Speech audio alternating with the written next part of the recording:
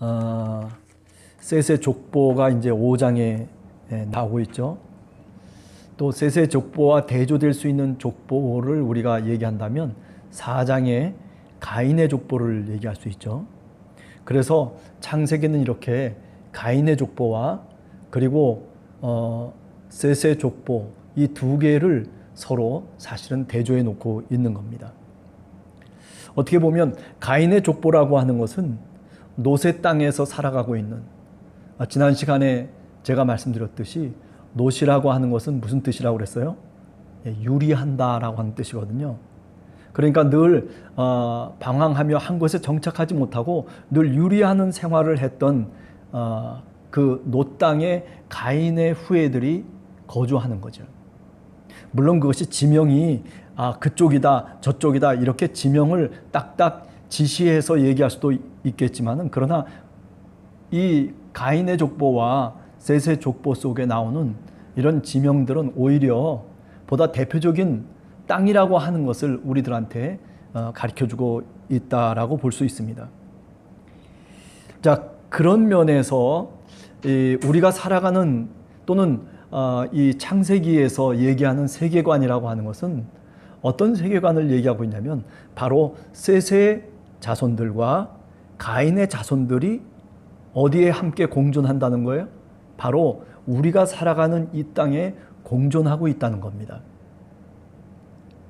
자, 그러면 이 창세기에 나오는 그런 세계상이 그러면 오늘날은 없어졌느냐 하면 오늘날도 마찬가지예요. 오늘날도 말하자면 영적인 의미에서 셋의 후예들과 그리고 가인의 후예들이 같이 이 공간이라고 하는 이 땅 속에서 또는 시간 속에서 우리가 같이 공존하면서 살아가고 있다는 거예요. 그러면 이 4장과 5장에 나오는 가인의 족보와 셋의 족보가 그럼 왜 등장하고 있느냐라고 할 때 창세기는 우리들에게 너희는 어느 족보에 서 있느냐라고 하는 것을 묻고 있는 겁니다. 우리는 과연 셋의 후예들인지 아니면 가인의 후예들로 살아가고 있는지를 사실은 창세기가 우리들에게 오늘 이 창세기를 읽고 있는 우리들에게 질문하고 있는 것입니다. 자, 그런 점에서 오늘 5장의 이야기를 좀 더 우리가 진행해 보려고 생각을 하고 있습니다. 자, 우선 가인의 족보를 한번 우리가 보면 4장 마지막을 가서 보면 뭐라고 얘기하고 있냐면은 이렇게 얘기하고 있어요. 자, 4장 17절을 한번 여러분들이 보시면은 아내와 동침함에 그가 임신하여 에녹을 낳은지라 가인이 성을 쌓고, 그렇죠? 그 아들의 이름으로 성을 이름하여 에녹이라 하니라. 자, 여기서 성이라고 하는 단어가 나와요. 큰, 말하자면 성곽을 쌓았다라고 하는 거죠. 그죠? 네, 성곽을 쌓는 일. 이게 누가 처음 했던 거냐면 가인과 그리고 가인의 후예들이 행동했던 모습이 뭐냐면 바로 이렇게 성을 쌓는 거예요. 누구를 위한 성이에요? 자기 자신들을 위한 성이에요. 예. 그런데 그 성을 쌓아가지고 4장에 보면 어떻게 됐어요? 24절에 보면 가인을 위하여는 벌이 7배일진데 라멕을 위하여는 벌이 77배 1이로다 하였더라.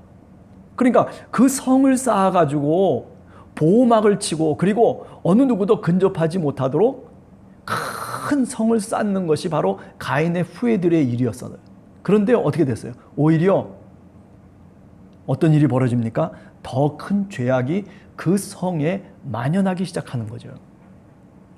죽음과 살인이라고 하는 것이 오히려 라멕이라고 하는 그 후손을 통해서 더욱더 심하게, 그렇죠?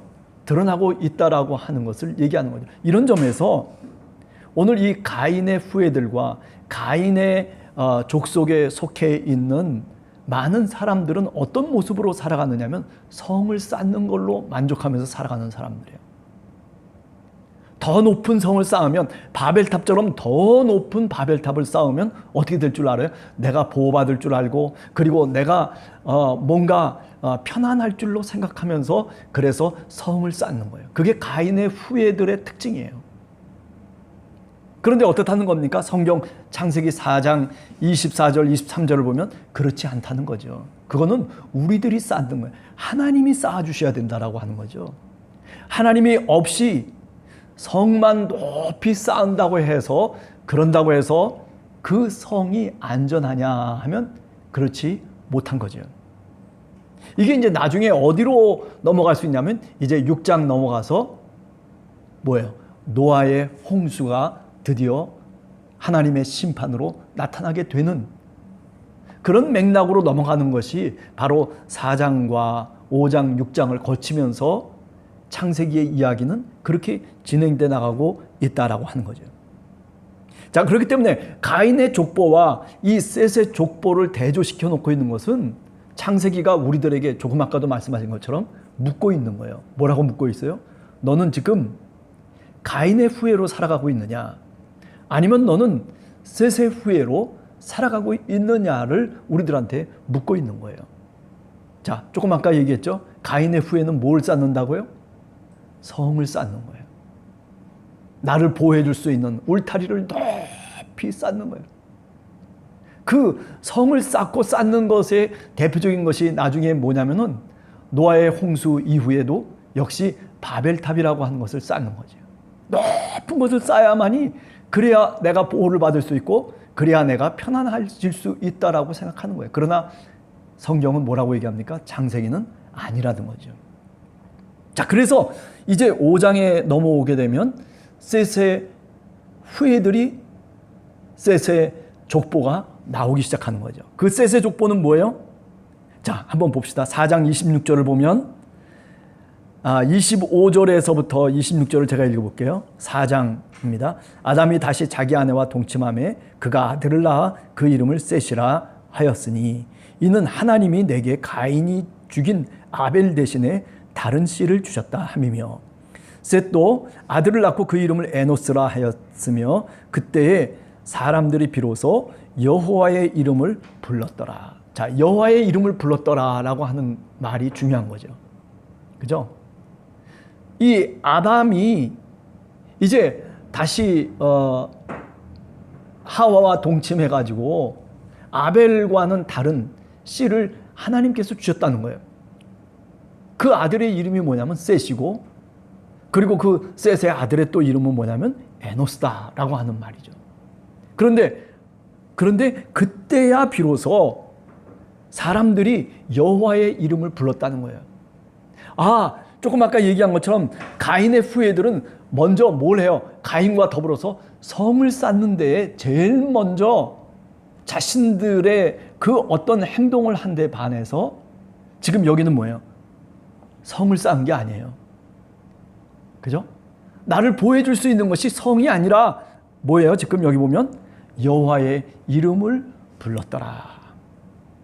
따라서 이 4장과 5장을 통해서 셋의 족보라고 하는 것은 우리들한테 지금 창세기가 얘기하려고 하는 게 뭐예요? 이게 바로 하나님의 보호하심이라는 거예요. 여호와 하나님의 이름을 불렀다라고 하는 것은 바로 예배를 의미하는 것이고 그리고 기도를 의미하는 것이고 그죠? 그러니까 셋의 후손으로 또는 셋의 족보 속에 셋의 후예로 살아간다라고 하는 것은 바로 이렇게 내가 성을 쌓는 것을 버리고 뭐예요? 여호와 하나님의 이름을 부르는 것을 택하는 것을 의미해요. 그러니까 오늘날도 마찬가지예요.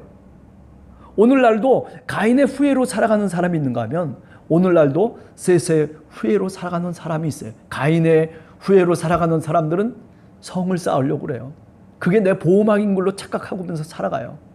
그러나 결국 어떻게 되는 거예요? 결국 6장으로 넘어가게 되면 그렇게 울타리를 쌓고 쌓지만은 인간이 결국 죄악 가운데 노아의 홍수로 멸망하게 되는 거죠. 그게 결과물이에요.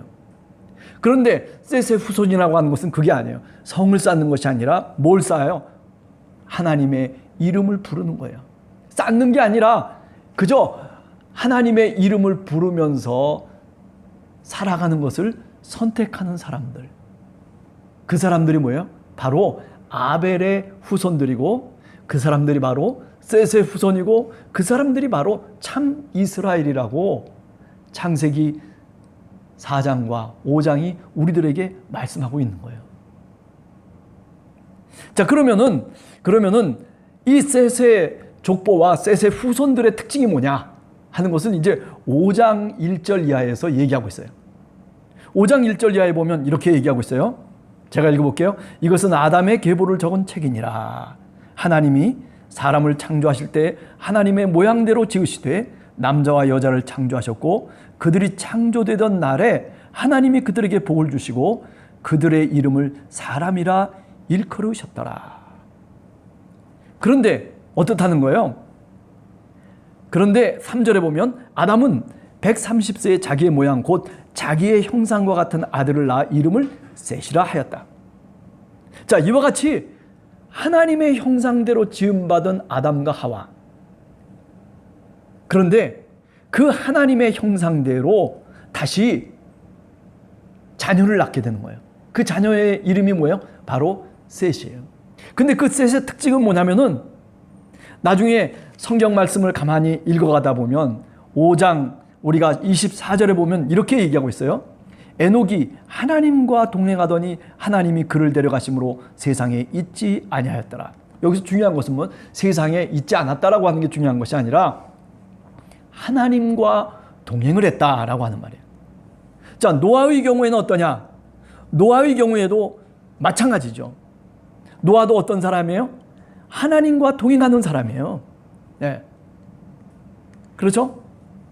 노아의 이야기 속에서 보면 우리가 하나님과 동행했다라고 하는 말이 사실 6장 9절에 나오잖아요. 6장 9절을 읽어보면 이렇게 돼 있어요. 이것이 노아의 족본이라. 노아는 의인이요 당대의 완전한 자라. 그는 누구와? 하나님과 동행했다.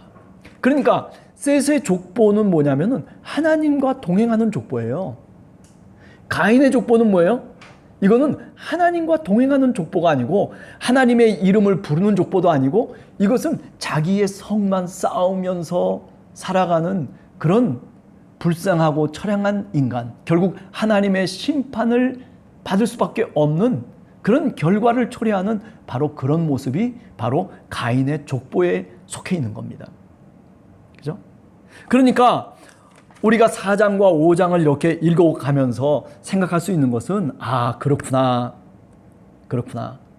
우리 참 이스라엘이라고 하는 것은 또는 내가 정말 하나님을 믿는 사람이라면 그렇다면 셋의 족보에 또는 셋의 후손으로 오늘 또 우리가 살아가야 된다. 그 살아가는 삶의 특징이 뭐냐면 바로 예배하는 거예요.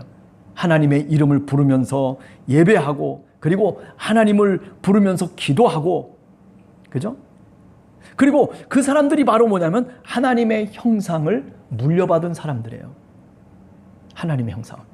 하나님의 모양대로 셋이 창조되어졌잖아요. 그죠? 그것처럼 우리 셋에 속해 있는 후손들이라고 하는 것은 다른 것이 아니라 하나님의 이름을 부르며 하나님의 형상과 더불어서 하나님의 모양대로 창조되어져서 하나님의 이름을 부를 수 있는 바로 그 사람들.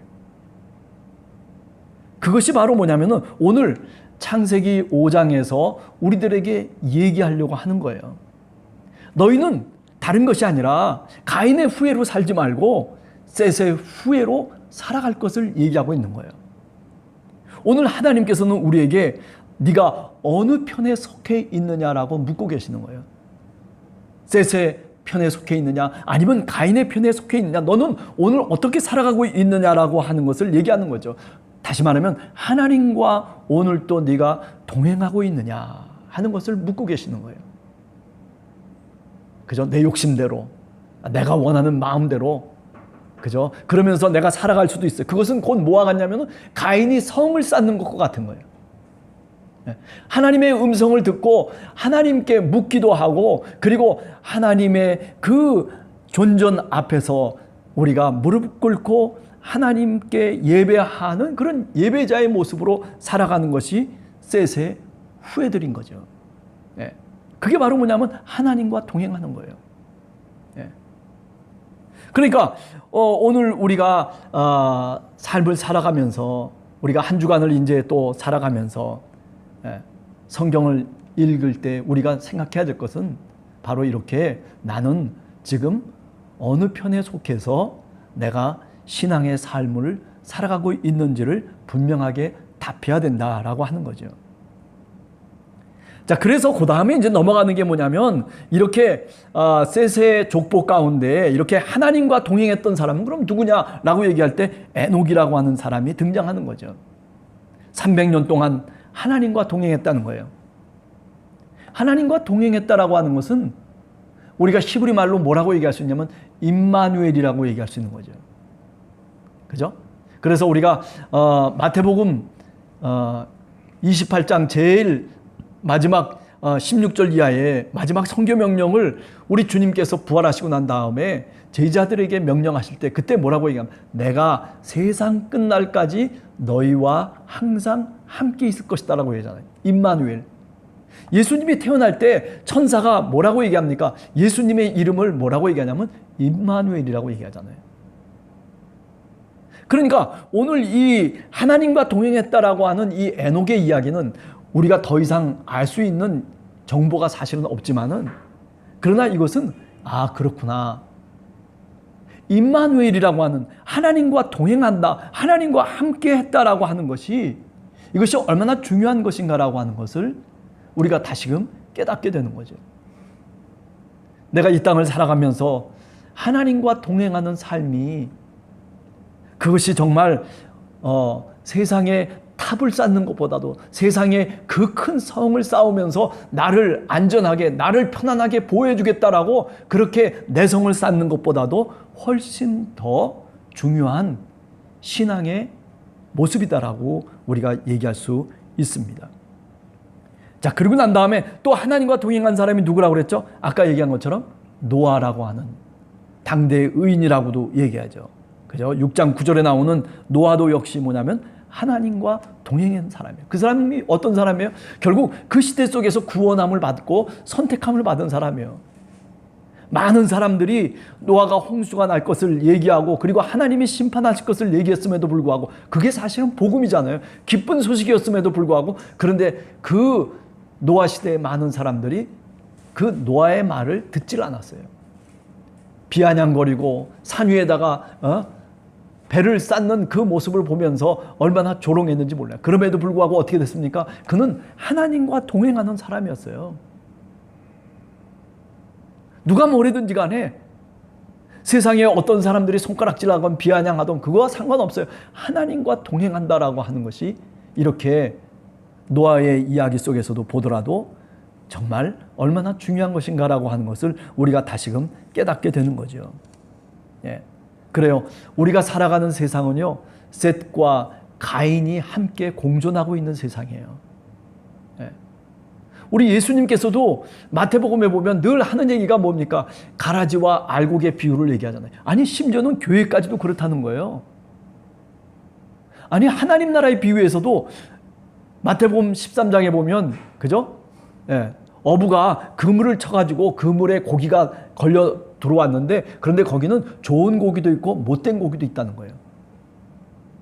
그래서 나중에 어부가 그 고기를 갈라내기 시작하잖아요. 그래서 좋은 고기는 한쪽에 다 모아놓고 나쁜 고기는 다 버려버리는 거죠. 하나님의 심판이죠.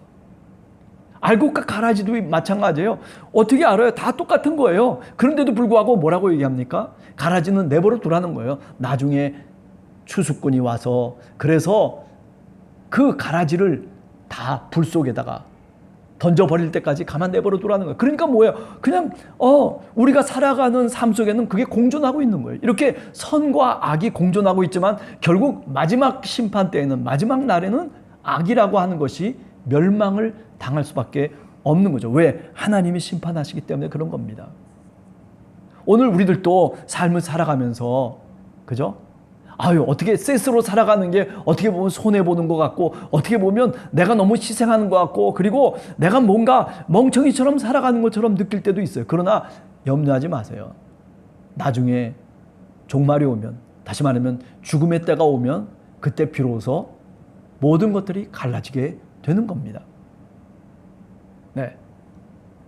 그렇습니다. 오늘 이 노아라고 하는 말의 특징이 뭐냐면은, 노아라고 하는 말의 어원이 뭐냐면 안식한다라고 하는 말이에요.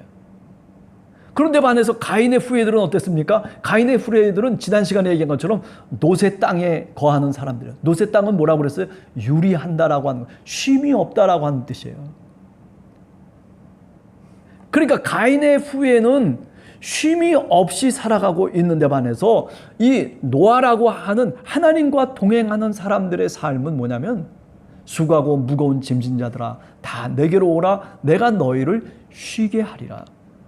예수님을 믿기 때문에, 주님을 믿기 때문에, 주님께 맡겨 놓기 때문에 내 삶의 모든 문제를 주님께 맡기고, 그리고 주님 앞에 무릎을 꿇고 그분의 도움을 청하기 때문에, 그죠? 그 무거운 짐을 내려놓을 수가 있는 거죠.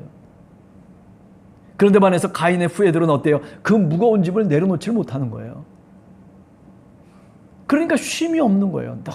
마음이 부담이 되고, 뭐 어딜 가나 어느 곳에 있어서나 내가 쉴 수 있는 그런 여건이 안 되는 거죠. 예. 오늘날 우리 자본주의라고 하는 게 사실 그렇잖아요. 어떻게 보면 우리를 쉬도록 만드는 게 아니라 우리를 더 일하도록 만드는 거죠. 예. 그죠? 뭔가 일을 하지 않으면은 꼭 죽을 것 같아요. 뭔가 뭐를 하지 않으면은 뭔가 세상이 끝날 것 같은 그런 어떤 긴박감 속에서, 예.